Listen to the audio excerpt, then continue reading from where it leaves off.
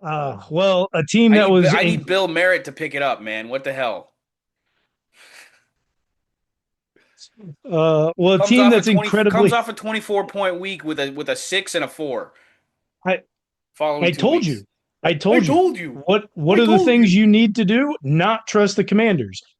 And hey, don't start them next week. You know why? Because they're playing. In that league, I drafted Jaden Daniels and Terry McLaurin, and then I just happened to pick up Bill because some idiot dropped him. But Well, you're not going to have. I mean, Terry McLaurin I have three probably players going to from the be out. Commanders on this team, dude. Like I and Probably going to be out for another week, and Jaden Daniels probably I going to miss know, time I against the know, I know, Chiefs as well I due to know. that hamstring injury. And that was actually our game to watch as the Commanders lose by 22 points to the Cowboys, 22-44. Um, This was Jaden your Daniels call, by the goes. way. This It was your was. It game to was my watch, call. I wouldn't do such a thing. I would never tell you to watch the Commanders. but you did. Um, I did. You did. But I I also mean, there's a called lot at the of points beginning of the scored. season. There was. It wasn't super exciting because the commies were getting ripped to shreds. But my point at the beginning of the season is coming truer and truer for all of you commies fans. You're not that good. You're not that good. You had an easy walk into the playoffs last year when you got this new fledging quarterback who actually is pretty decent, right? And maybe it's just a sophomore slump. Maybe he's not getting enough help around him on the defensive side or through the offensive Well, line. their But defense he's sucks. There's no doubt he about has that. not been that good. They just Um, gave 44 points to the Cowboys, dude. Like I mean, the their Cowboys have one of the defense, best offenses in the league. What are we talking about? but their defense is not good. But yeah, I agree. Their defense is not good. The Cowboys are also one of the best offensive, top three offense in the league. They're putting up points every week, and the Commanders. I mean, I tried to tell you. I tried to tell you at the beginning of the season. No one wanted to listen to me. You're not a playoff team. You made the playoffs last year in a fourth place schedule.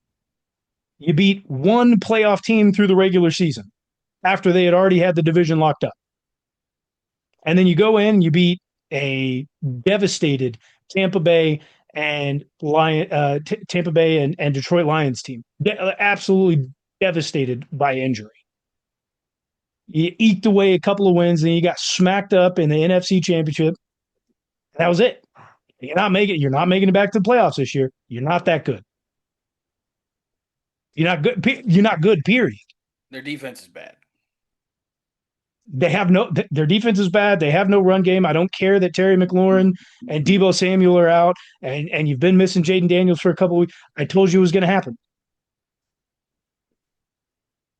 and it's come true. Well, I think their offensive line struggles against higher caliber defensive lines. That's for sure.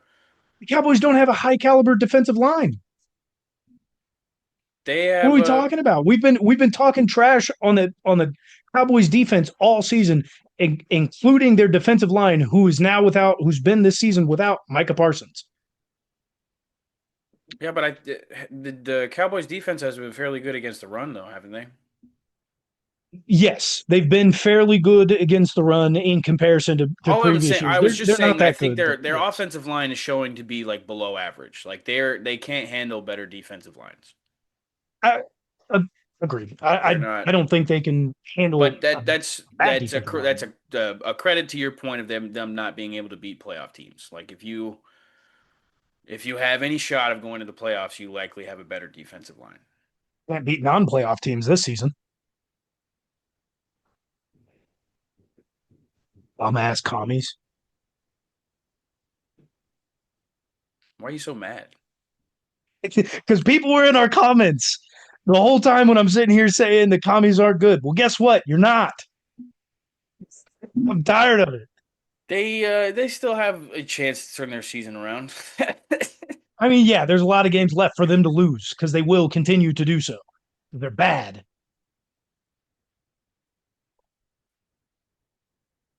Don't know You if got Dan Quinn makes it through next year.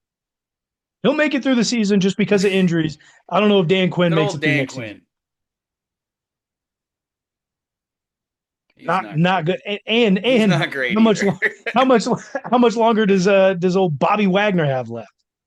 That man is giving everything out on the field. I, The team can't give him nothing. They can't give him he's 1%. He's bro. out there putting everything out. He leads the league in tackles. Putting He's that man gonna on an island against 11. yeah. He's gonna need like oxygen after the season. He's going to exhaust himself playing on that defense. I honestly feel bad for This season's going to put him in retirement. him. It's going to. He had like five It's more the seasons left it's in him. the The equivalent. commies are Yeah, it's the retiring him. equivalent of what year was it? Christian McCaffrey's uh, 2019 season. 2019 season, and he's not coming out. He's he's not He's taking a never break. coming in. He's playing special teams. You might as well put him in at quarterback. Like, what are we All the doing? all the all the painkillers and numbing agents and all the adrenaline that he's got flowing in that 30 some odd year old body. Just after the season, he's going to perpetually be James Harrison. He's going to sound like Bane, just with a oxygen mask on for You the thought whole off. darkness was your ally. I was born in it, molded by it. But yeah, this was also your game of the week. Yeah, Mine, yeah. mine's last. I, I just wanted to keep talking shit on the commies because they're so bad. I mean, it's enough. You beat a dead horse, and they're almost a dead horse. I mean, Well, Jaden Daniels hurt. When's Terry coming back? Like, it's not looking great. It's really it not. doesn't matter. It You're a doesn't dead matter when horse. they're coming back. They're They were a horse for a little bit, but they broke a leg, and they're staring down the barrel of a shotgun. got to put them down.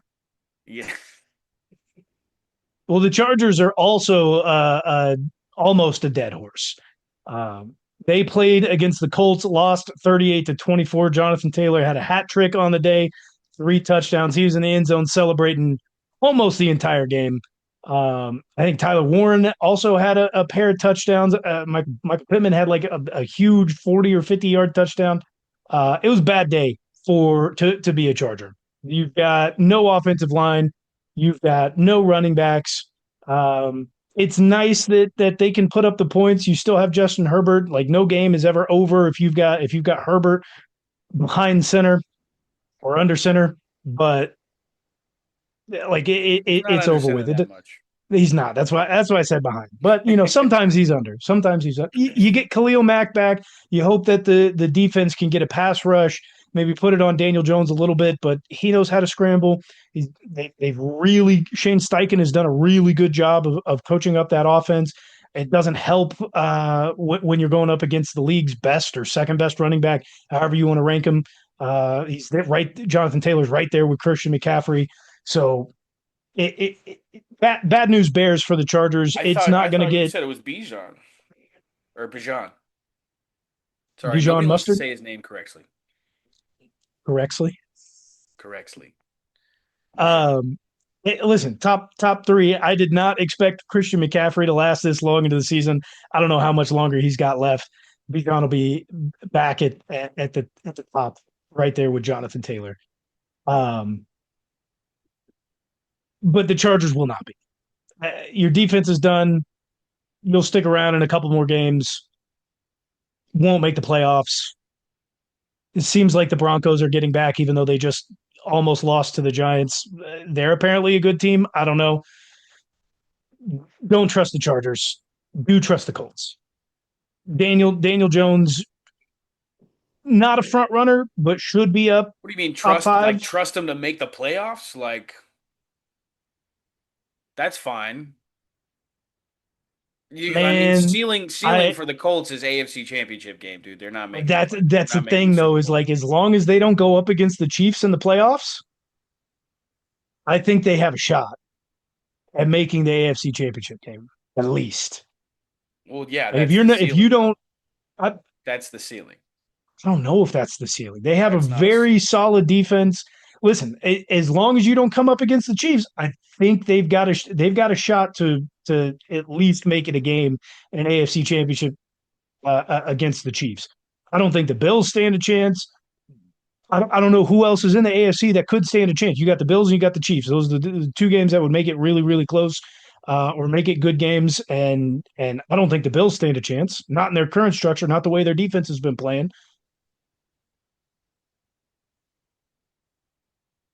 We're I, talking I think you about got two. I think you got two teams in the AFC, and it's the Chiefs and it's the Colts, and then it's the field.